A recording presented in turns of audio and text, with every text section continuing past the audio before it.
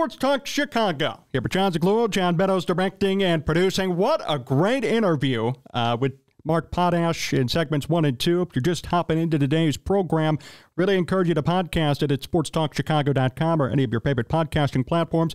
Mark Potash, he is the Bears beat writer at the Chicago Sun-Times, and he is a great questioner. He does a really good job at asking the tough questions and demanding tough answers, even when people don't really want to give them. Mark was great in terms of discussing the Caleb Williams and Justin Fields debates and Baseball Hall of Fame stuff, which is always fun to talk about if you're somebody like me. It was a really great interview. I certainly appreciate his time. And again, make sure you go back and podcast it. You can also watch on YouTube at Sports Talk Chicago and find the entire interview, the entire live stream of today's show right there at your fingertips. Go to YouTube, subscribe to the channel, and hit the like button. You can find it all right there. We appreciate you tuning in on all of our great affiliates, 98.3 The Life, WKN, 105.5 The Ticket, ACTV, Gen TV, WJOB, and Cities 92.9 Talk FM. Last segment of today's program, Justin Fields and Caleb Williams. And this is an article that I've been waiting to discuss. I discovered this a couple of days before we recorded. I figured, okay, if no big news breaks, this is something we have to talk about. Now, the title of the article I love, Applying Logic to the Bears QB Dilemma. You know, a lot of people out there, unfortunately, don't have logic when it comes to this situation. They have feelings. They beat their chest for a certain person because they love them, and that's okay, as long as you admit your biases in the beginning and say, hey, look, I'm a Fields fan. I'm not actually providing legitimate analysis, right? If you're a fan and you come out and say it, I got no issue with that. But if you're going to sit here and provide me a legitimate analysis and tell me, hey, here's why the Bears should keep Fields, here's why he is better than Caleb Williams, or here's why he will lead the Bears to a Super Bowl, then I'm going to have to stop you right there. Because some 10-29 quarterback who's done absolutely nothing in the NFL is not going to convince me that the fourth year is finally going to be the year. You know what's really funny, too, on a separate note? I mentioned this to Mark during the interview. Luke Getsy's getting interviews all across the NFL. Not joking. He's had 2 with New England, 2 with the Raiders. He has one with the Saints coming up this week. So clearly, the rest of the National Football League thinks he's an asset. Pretty funny. Yet it's only here in Chicago, inside this vacuum, inside this bubble of media and fans and people getting overly passionate about something that they don't really understand. It's only here that we got people actually saying, Luke Getsy's the problem, fire him, he's horrible, I hate him. Everywhere else around the league, he's getting interviews, he's getting opportunities, he's respected. Yet it's only here that he gets run out of town and just doesn't work out. Now, am I going to say that Luke Getsy is an amazing offensive coordinator? No, I'm not. Last year was partially his fault, but clearly he was not working with a suitable quarterback either. All I'm saying. And the fact that he's getting interviews with 3 other teams, potentially even more, goes to show a lot about his perception around the league, around football. He is a respected offensive mind, whether you like it or not. Whether Bears fans like it or not, he is respected. He's legit. And if you're getting interviews with New England and the Raiders and the Saints, he's legit. Sorry, if you don't like it, then too bad. It's true. Now go talk to those other teams and tell them why they shouldn't hire him, because I guarantee you this, one of those 3 teams will hire Luke Getsy. And I'm not going to sit here and freak out when they do. In fact, I'll say, yep, makes sense because he's a respected offensive mind. It didn't work out here, but look who he was paired with. Look at his quarterback. It's both of them. It's both of them. That's why it didn't work. It's not only Luke Getsy. And oh, what a horrible situation Fields was put into. Nope. Because Luke Getsy's respected around the league as evidenced by all the interest and all the interviews he's getting. It's not just one here or there, a blip on the radar. He's had 3 teams interview him about offensive coordinator positions, not passing game coordinator, not quarterbacks coach, legit offensive coordinator play calling situations, which goes to show that these 3 other teams, and potentially more, respected him as a play caller. See, when you apply logic to the situation, you clearly realize something's not right compared to what Bears fans are telling you. He's a horrible play caller. He screwed Justin Fields. He sucks. Well, then why are 3 other teams wanted to hire him for his play calling abilities? Why is that even happening? If he was such a bad play caller, Why is he not going to become a QB coach again, or a passing game coordinator, or some wide receivers coach, something else besides offensive coordinator calling plays for three distinct, and one of them especially, valued franchises in the Patriots? I know the Patriots had a bad year, but nevertheless, they have hired Jared Mayo. That's going to be their new head coach. They promoted from within. I don't think the Patriots are going to be horrible next year if they figure out their quarterback situation. So I want to cool the talk and cool the yelling and the crying about Luke Getsy, because it makes no sense. It makes no sense. My goodness. So anyway, here's this article here talking about logic to the Caleb Williams and Justin Fields situation. In this article, there's a tweet. I'm a Bears fan. I'm also a fan of the players around the league. I will root for whoever the QB of the Bears is in 2024. I will also root for Justin Fields to have a successful career no matter what team he's on.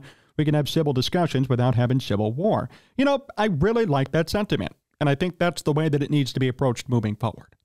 There's an admission that he is not the guy. There's a hope that he'll be the guy somewhere else. At the same time, there's an admission and a hope that Caleb Williams will be the guy here. It's that simple. That's the way you have to look at it. That's the most logical thing that I've seen in terms of evaluating this entire situation. That's the way you got to do it. The Bears had a 4-3 record in Fields' final 7 starts, with 2 defeats best categorized as, quote, totally blown victories. Totally blown victories. His yards per pass dipped to 6.9. He never threw more than 1 touchdown pass in a game after returning from his thumb injury. Justin Fields has improved. He has not improved enough. Yeah. The Bears went 1-3 in field starts against playoff teams and 0-5 in road starts against playoff teams the entire season when he started. Not to mention his league worst quarterback rating, passer rating in the fourth quarter.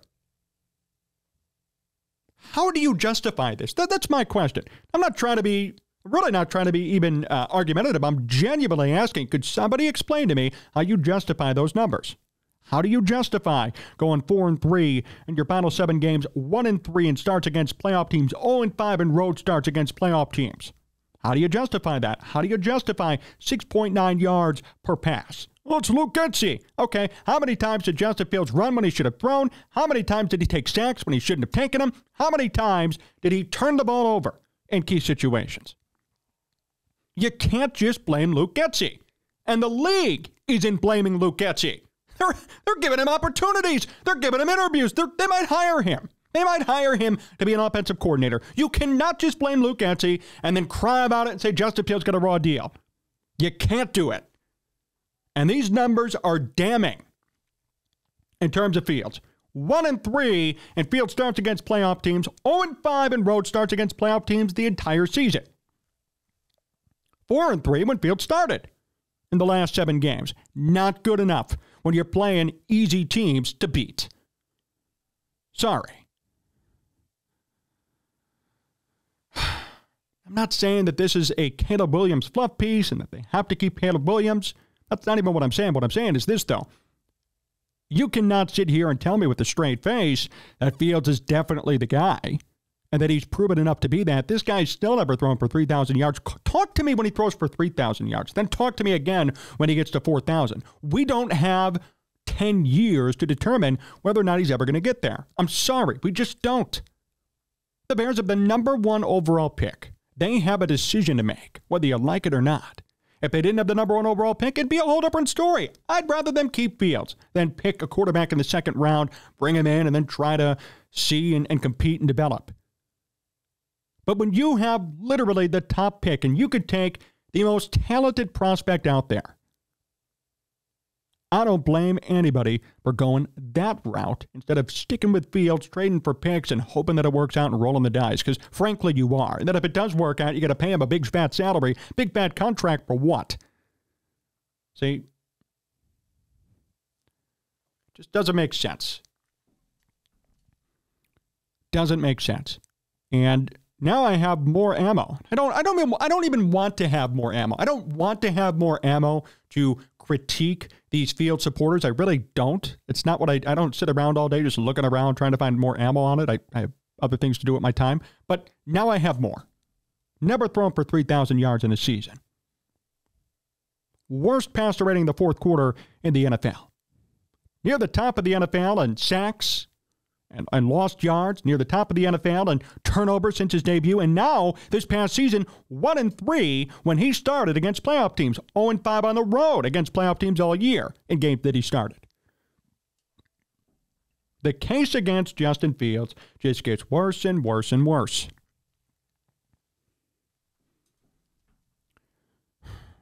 And yet we still got people out there defending him till they die. We still got people out there defending him till they die. Wow.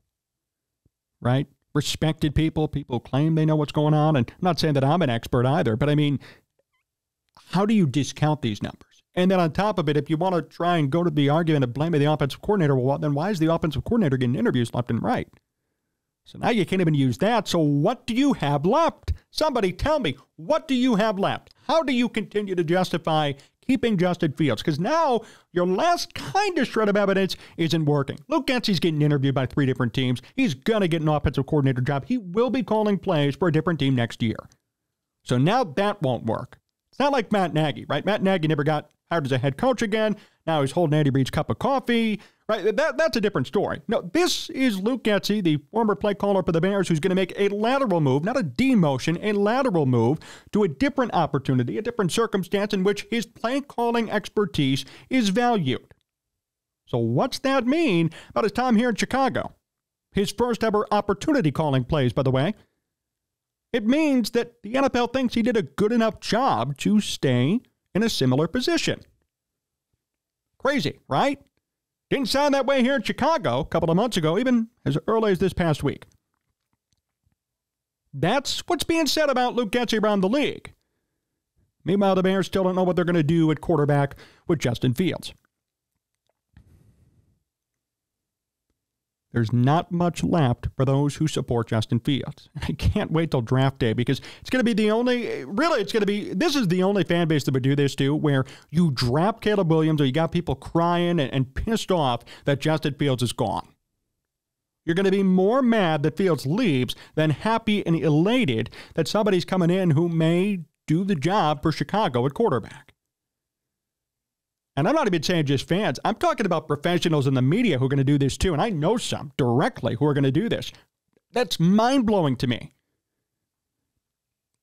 I just ask everybody to put the biases aside and evaluate based on truth. If you evaluate based on truth, you're going to be fine. If you evaluate based on I love Justin Fields and he's where my whole heart goes, then you're going to be disappointed. And on that note, we're going to finish up here on Sports Talk Chicago. Appreciate everybody hanging out with us. What a great show here today with Mark Potash. I really appreciate him coming on as well. Big thank you to John Meadows, directing and producing. You can follow us all over at Sports Talk Chicago. Subscribe to the YouTube channel. We are getting closer and closer to 20,000 subscribers. We could use your help. Go to Sports Talk Chicago on YouTube, hit the subscribe and the like button on there, and help us out. And make sure you podcast the show. Podcast at sportstalkchicago.com. Last final thing, too. Last final shout out. All of our great affiliates. We are on for the second week in a row on 98.3 The Life. We're so happy to be on with them. New station, part of the network, as well as our great ones that we've been partnering with for a while. WKAN 105.5 The Ticket, ACTV, Gen TV, WJOB, and Cities 92.9 Talk FM. All right. Well, we'll see you soon. Hands down. Hands down donated. That's right. Thank you, John. See, John got me. John got me over here. Hands down. Hey, man, thank you for the donation, my friend. You've been active with me on Twitter. I know you sent me a DM this week.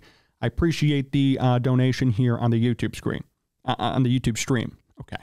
Now with that, until next time, so long.